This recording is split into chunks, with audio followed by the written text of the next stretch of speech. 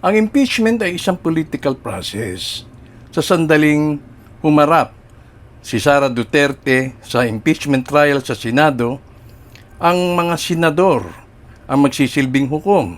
Kapag na-impeach at na-convict si Vice President Sara Duterte, ang mga sumusunod na pangyayari ay maaaring mangyari batay sa konstitusyon ng Pilipinas at mga kaugnay na proseso. Number 1, pag-alis sa posisyon.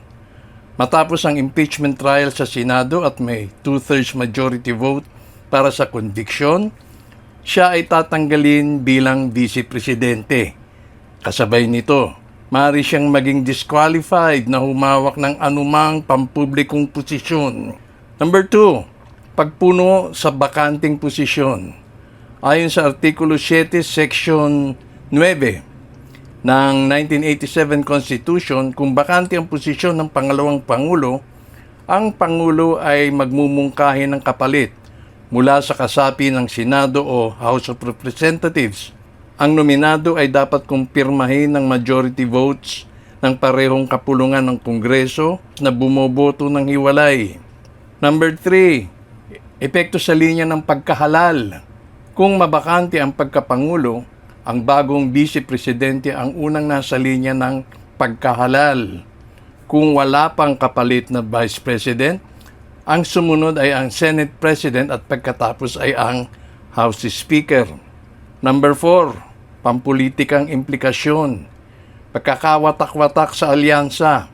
Ang impeachment ay maaaring magdulot ng tensyon sa pagitan ng pamilyang Duterte at Marcos, lalo na kung ang akusasyon ay may kinalaman sa korupsyon o pagsuway sa konstitusyon.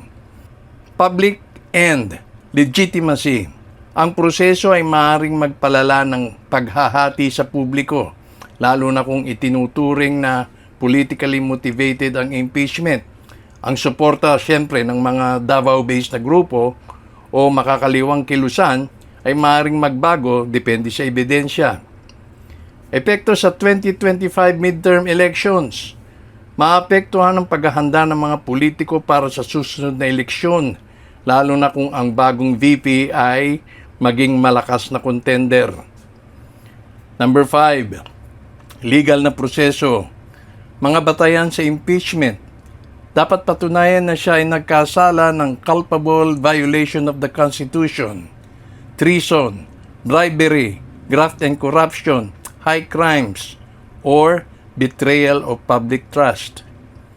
Ang impeachment ay bihirang magtagumpay sa Pilipinas. Halimbawa, walang na-convict na Pangulo o VP sa kasaysayan. Kailangan ang matibay na ebidensya at pampulitikang suporta.